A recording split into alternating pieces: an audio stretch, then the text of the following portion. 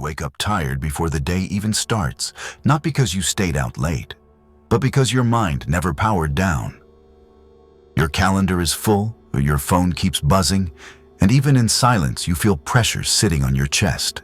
You do what you were told to do. You show up early, stay late, answer fast, and carry responsibilities that were never in your job description. From the outside, it looks responsible. From the inside, it feels like drowning slowly. A year passes, then another, and nothing really changes. Same bills, same stress, same quiet fear that this is as far as life goes. What makes it worse is the comparison you don't talk about. You notice people who work fewer hours, seem less exhausted, yet somehow have more control. They choose their time, they speak, and others listen. Meanwhile, you're praised for your work ethic and quietly passed over when decisions are made. Think about someone like Daniel. 10 years at the same company. Reliable, trusted, always the one called when things go wrong. Managers love him. Promotions skip him. He trains people who later outrank him. He tells himself patience will pay off. But patience doesn't compound when the system benefits from keeping you where you are. Effort feels noble, but nobility doesn't pay rent. If this feels uncomfortable, it's because it's familiar. You're not lazy. You're exhausted from doing everything right with nothing to show for it.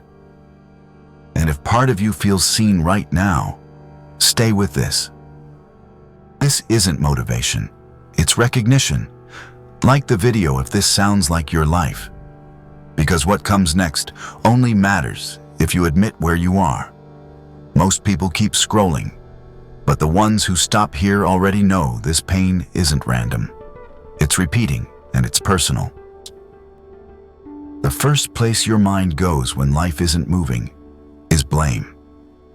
You assume you're missing something, not disciplined enough, not confident enough, not smart enough.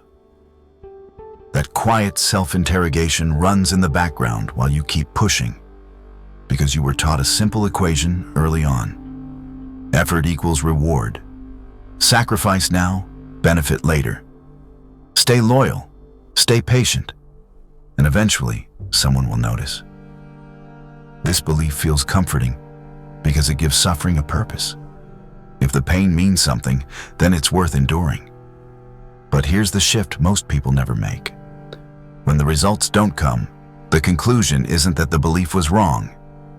It's that you were wrong. So you work harder, you stay longer, you say yes more often. And that's where the real damage starts.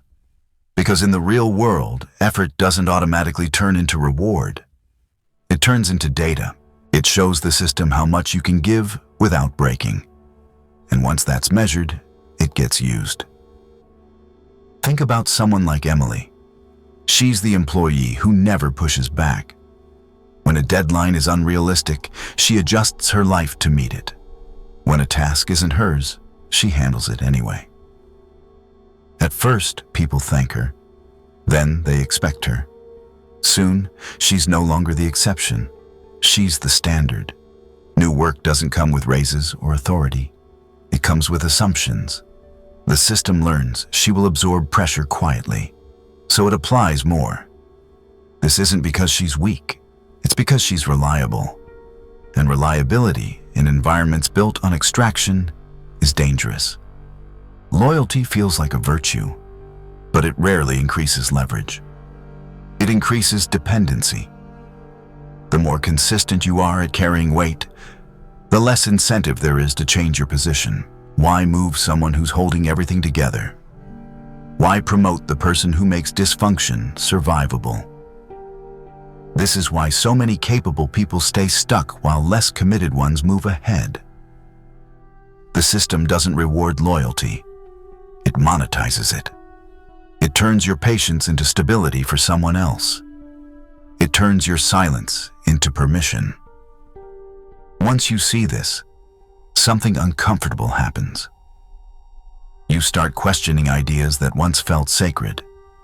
You realize your exhaustion isn't proof of commitment. It's evidence of exposure. You weren't failing. You were performing exactly as trained. Trained to overgive. Trained to confuse being needed with being valued. Trained to believe that suffering was a signal you were on the right path. And when that belief cracks, guilt rushes in. Because if effort isn't the answer, then what is? That question creates fear, because it means the rules you trusted might not protect you. But that doubt is not weakness. It's awareness. It's the moment you stop blaming yourself and start examining the structure you're inside. And once you start doing that, you're no longer just tired. You're alert. You're beginning to notice patterns, incentives, and quiet hierarchies you never questioned before. That shift matters. Because the moment you stop assuming the problem is you, you become capable of seeing how power actually works.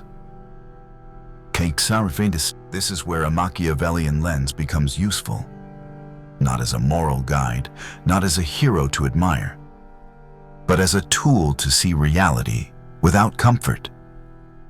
Niccolo Machiavelli was not interested in how power should work. He studied how it actually worked when no one was watching. And what he saw contradicts almost everything modern culture teaches about effort and reward. In his world, power did not belong to the most exhausted or the most virtuous. It belonged to the ones who could step back far enough to see the entire board.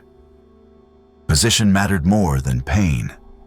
Distance mattered more than devotion. A man drowning in tasks cannot think strategically because survival consumes all his attention. When you are tired, you don't plan. You react. You accept what's in front of you because questioning it feels like another burden. That's why exhaustion is so effective as a control mechanism. A tired man doesn't rebel. He complies. Look at the difference between two people in the same organization. One is constantly busy, fixing problems, filling gaps, jumping into chaos the moment it appears. The other is quieter. He schedules fewer meetings. He asks questions instead of offering solutions. He decides which problems matter and which ones don't. When a decision needs to be made, the second person is in the room. The first one is too busy handling fallout. The busy one feels important. The decision maker is powerful. This isn't about intelligence or character, it's about position. Machiavelli observed that rulers preserved their strength by avoiding unnecessary effort. They delegated pain. They conserved energy. They understood that the ability to act comes from not being consumed by action. When you're always doing, you lose the ability to direct. When your head is down, grinding through tasks, you can't see shifts in loyalty, changes in hierarchy, or opportunities forming quietly. You mistake movement for progress because stopping feels dangerous. But stopping is often where clarity appears. This perspective isn't comfortable because it challenges the identity you built around being dependable. It forces you to admit that your exhaustion may not be proof of virtue, but evidence of misplacement. Machiavelli isn't asking you to become cruel or cold. He's exposing a pattern. Power accumulates where energy is protected, not spent blindly. Once you see this, you start noticing who is always tired and who is never rushed, who speaks last, who is absent until they're needed, who works hardest and who decides most. That contrast is the lens. And if you're honest about how this makes you feel right now, comment one word: tired, stuck, angry, because naming the feeling is how you stop mistaking it for fate. This is where the trap closes on the most capable people, not the lazy ones, not the incompetent ones, but the ones who can handle pressure without falling apart. You were rewarded early for being good at hard things. You solved problems. You cleaned up messes. You stayed calm when others panicked. Over time, that ability became your identity, and without realizing it, you trained everyone around you to rely on it. Competence feels like freedom at first, because it brings praise, trust, and a sense of importance. But competence without boundaries slowly turns into confinement. The better you are at fixing what's broken, the more broken things find their way to you. Think about someone like Mark. He's the guy his boss leans on when something goes wrong. A client is angry, Mark smooths it out. A deadline is blown, Mark stays late. A system breaks, Mark figures it out. He tells himself this visibility will lead somewhere. Years pass. Mark is still in the same role. Why? Because removing him would cause chaos. His competence made him indispensable, and indispensability is the opposite of freedom. When you're the one holding everything together, no one wants you to move. This is the part no one warns you about. Being good at the wrong things locks you into them. If you're excellent at dirty work, you become the permanent cleaner. If you're great at managing other people's emotions, you become the emotional buffer forever. The system doesn't think in terms of your growth, it thinks in terms of stability. And you provide stability by absorbing dysfunction quietly. This is why so many talented people feel stuck despite doing everything right. They confuse being relied on with being respected. They confuse being needed with being valued. Machiavellian thinking exposes this illusion brutally. Power does not want irreplaceable workers. It wants replaceable labor and irreplaceable decision makers. When you become the one who can handle it, you remove the incentive for the system to promote you out of that role. Why elevate the person who makes chaos manageable? Why free the one carrying the weight? This is why the most capable people often plateau while less capable but better positioned people advance. It's not unfairness, it's design. And here's the part that hurts to admit. Your pride plays a role in this. You like being the reliable one. You like being trusted. You like being the person others depend on. That identity makes it hard to step back, because stepping back feels like letting people down. But what you call responsibility is often unpaid leadership without authority. You are carrying outcomes without controlling direction. That's a losing position. The uncomfortable truth is this: if removing you breaks the system will never let you leave. Not because they hate you, but because they need you right where you are. So every time you take on more to prove your worth, you're reinforcing the cage. Every time you say yes to work that doesn't move your position, you tighten it. This is why simply working harder has never solved the problem. It deepens it. The people who escape this trap don't do it by becoming less capable. They do it by becoming less available. They stop volunteering their competence everywhere. They become selective about where their effort goes. They allow small things to fail so larger leverage can appear. This feels wrong at first, because you were trained to associate restraint with selfishness. But restraint is strategy. There's a reason Machiavellian rulers avoided becoming indispensable to daily operations. Indispensable workers are trapped workers. True power requires the ability to step away without collapse. Until you see this, you'll keep trying to impress a system that benefits from your exhaustion. And once you do see it, a new question replaces the old one. Not how can I work harder, but what should I stop doing so my effort actually creates movement? That question is the bridge to what comes next, because effort alone won't free you, but redirected effort just might. The moment you realize that working harder has been keeping you in place, a new fear appears. Because if effort isn't the answer, then what is? This is where most people freeze because they've never been taught how to think beyond output. They only know how to carry more. But there is a way out. And it doesn't start with quitting your job or burning bridges. It starts with a mental shift from being the one who absorbs weight to the one who directs movement. Effort is about volume. Leverage is about impact. Effort asks, how much can I do? Leverage asks, where does it actually matter? The reason effort feels safe is because it's visible. People can see you trying.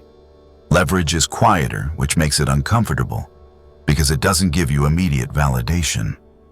Think about how most workplaces really function. Decisions don't happen where the most work is done. They happen where the right conversations occur. 100 perfectly written emails won't change anything if they're sent to the wrong people. One well-timed conversation with the person who controls the outcome can change everything. That's leverage. It's not magic. It's placement. Picture someone like Laura. She used to spend her days drowning in tasks, answering messages instantly, solving problems that never seemed to end. She felt busy all the time and exhausted every night. Eventually, she noticed something uncomfortable. The people with influence weren't the busiest ones. They weren't rushing. They were choosing. Laura started doing something simple but difficult. She stopped responding to everything immediately. She stopped fixing problems that weren't tied to decisions. Instead of jumping into every task, she asked one question more often. Who decides this? When she identified that person, she focused her energy there. Fewer actions, more effect. Nothing dramatic changed overnight, but the texture of her days did.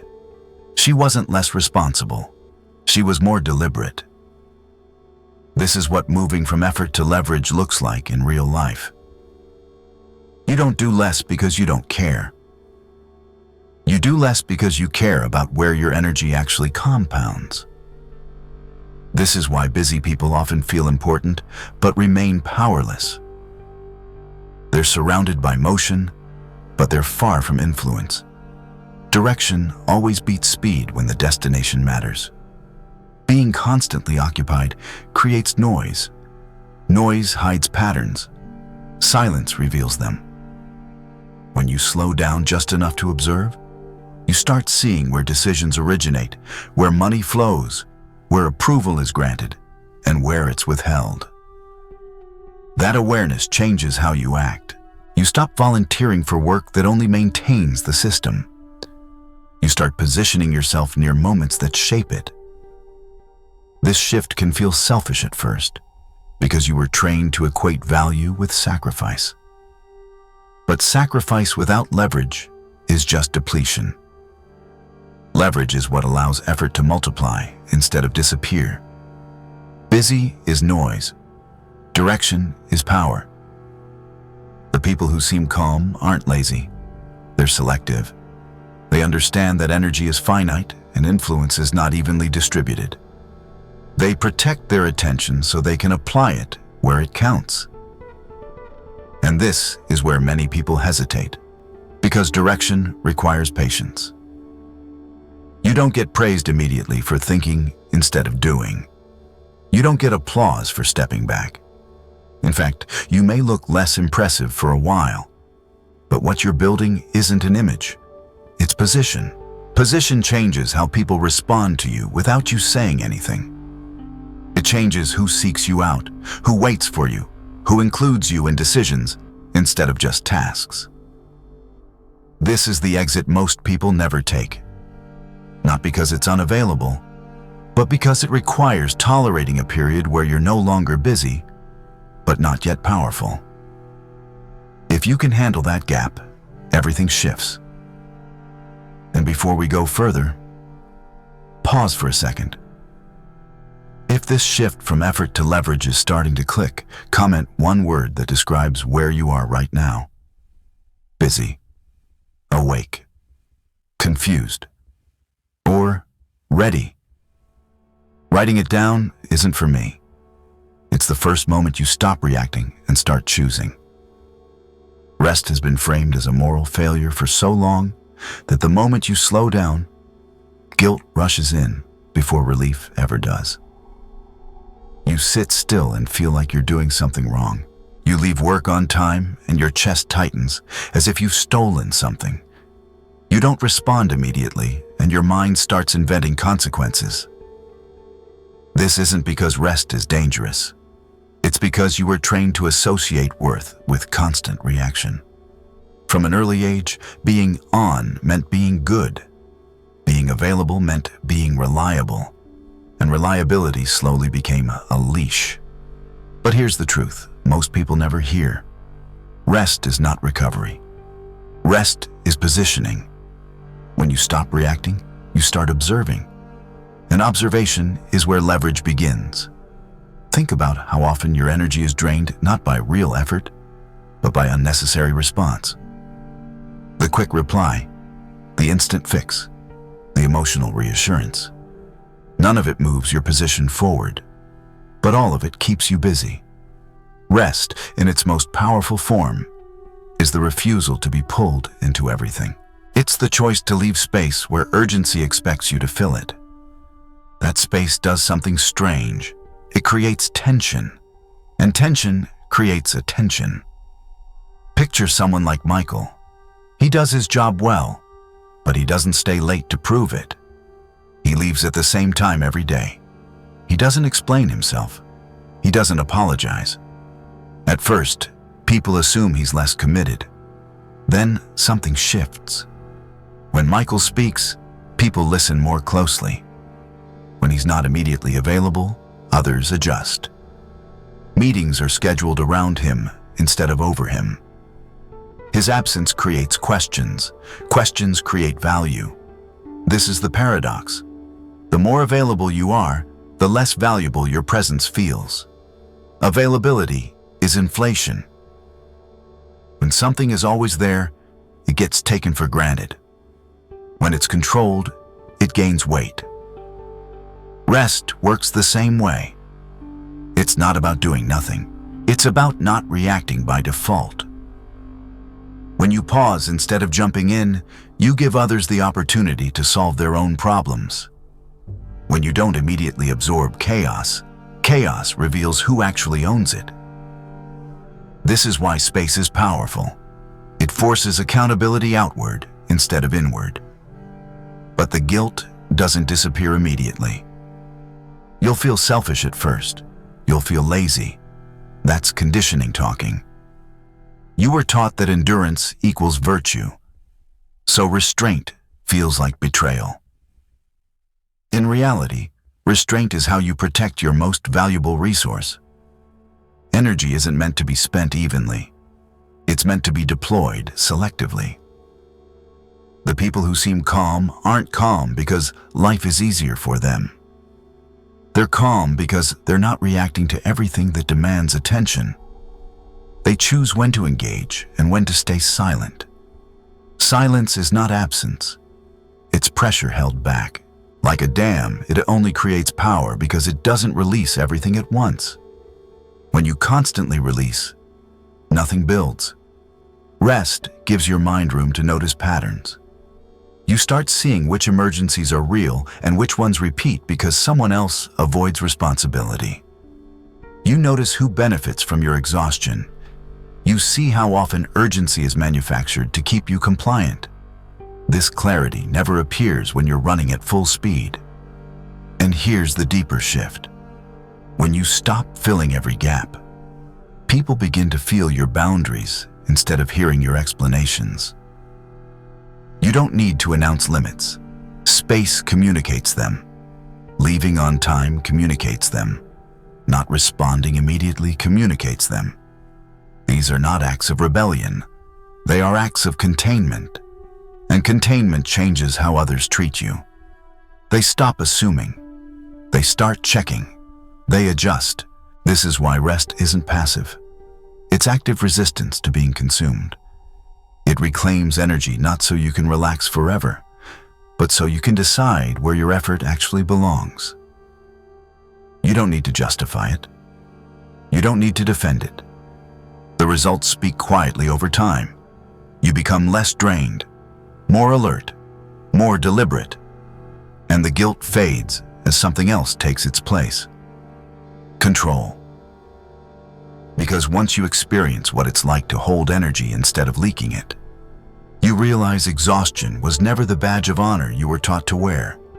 It was the cost of being endlessly available. Once you understand that effort alone won't free you, the temptation is to do something dramatic. Quit, confront, burn bridges. That impulse feels powerful, but it's usually the fastest way to lose leverage. The smartest move isn't loud. It's quiet. This is where the double life strategy begins. You don't abandon your job. You don't announce dissatisfaction. You don't make waves. You keep your position, because position is cover. Quitting immediately trades one cage for another, just with less income and more panic. Instead, you shift your internal allegiance. You stop working to be admired and start working to stay unnoticed while you prepare. You do what is required to maintain credibility, not announce more. You meet expectations, but you stop exceeding them in ways that drain you without moving you. This feels uncomfortable at first, because you were trained to equate minimum with laziness.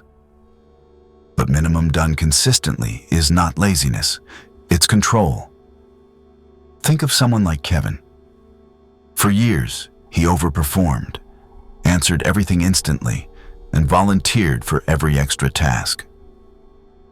He was exhausted and invisible. When he stopped overextending, nothing collapsed. The world didn't end. In fact, most people barely noticed. That's when he realized how much of his effort had been unnecessary theater. With that reclaimed energy, Kevin started watching instead of reacting. He paid attention to who actually made decisions, not who talked the most. He noticed where money flowed, who approved budgets, who controlled access, and who influenced outcomes behind closed doors. This is the real education most people miss. Your job is not just a paycheck. It's a live case study. If you're only working, you're wasting it. You should be studying how power moves through the system. Who waits, who interrupts, who gets consulted early, who gets informed last. Those patterns reveal everything. While others complain or compete, you observe quietly. You ask fewer questions out loud and answer more questions internally. You begin building your exit without advertising it. That exit doesn't have to be grand. It can be an investment, a skill that compounds, a network that opens doors, a side project that grows slowly. The key is that it's built in silence. Silence protects it. The moment you talk about leaving, people adjust. They watch you. They limit access. They cut opportunities. Silence keeps you underestimated. Underestimation is an advantage. You don't need validation while you're building. You need time. And time comes from not volunteering for burnout. This strategy isn't about deception for its own sake. It's about survival with dignity. You're not sabotaging anyone. You're reallocating loyalty back to yourself. You still perform your role, but emotionally, you detach. You stop tying your identity to praise or criticism. You become a double agent in plain sight, externally compliant, internally strategic. This shift creates calm because you're no longer begging the system to reward you. You're preparing to outgrow it. The danger comes when impatience creeps in. You'll want proof. You'll want to tell someone. You'll want reassurance that this is working. That's how people expose themselves too early. The long game requires tolerating invisibility. No applause, no confirmation, just quiet progress. Most people can't handle that. They need to be seen trying. That's why they stay trapped. The smartest exit is invisible. By the time anyone realizes you're gone, you're already somewhere else. And when the moment finally comes, you don't ask permission. You don't negotiate. You don't explain. You simply step out of the role that once consumed you. No drama, no revenge. Just a clean transition from being used to being positioned. That's not recklessness. That's patience weaponized. At some point, all of this collapses into a single realization that's impossible to ignore. Labor was never meant to be your identity. It was meant to be a tool. Somewhere along the way, you were taught to confuse exhaustion with worth, effort with virtue, and suffering with progress. You started measuring yourself by how much you carried instead of where you were going. That's how people become beasts of burden without ever choosing it. They take pride in endurance. They compare scars. They wear fatigue like a badge. And while they're busy proving how hard they work, someone else is quietly deciding what gets built. The architect never brags about sweat. The architect studies structure. While one group is lifting bricks all day, another is looking at blueprints, deciding where walls go, where doors open, and where exits are hidden. When the building is finished, the labor is replaced. The design remains. That difference matters more than anything you've been told about success. The future does not belong to the people who grind the hardest. It belongs to the ones who can see systems, direct energy, and move leverage without bleeding for it. Machines can outwork you. AI can outproduce you. Someone cheaper can always replace raw effort. But judgment, timing, and position cannot be automated so easily. That's where real power lives. This is why the shift you've been hearing about isn't about becoming lazy or cold. It's about becoming precise. You stop proving your value through pain and start expressing it through placement. You stop reacting to everything and start deciding what deserves a response. You stop filling every gap and start letting space do some of the work for you. That's when things change. People begin to adjust around you. Your time becomes respected because it's no longer unlimited. Your presence gains weight because it's no longer constant. You move from being consumed by systems to shaping your place within them. This path isn't popular. It doesn't come with applause. Most people will hear this and go back to what's familiar because grinding feels honest and thinking feels dangerous. Most people would rather stay busy than face the discomfort of stepping back and redesigning their position. That's why this works. It only works for those willing to tolerate silence, restraint, and delayed validation. The reward isn't a motivational high. It's sovereignty. It's waking up without dread. It's knowing your effort actually compounds instead of disappears. It's the quiet confidence that comes from no longer being trapped in roles you didn't choose. Stop proving your worth.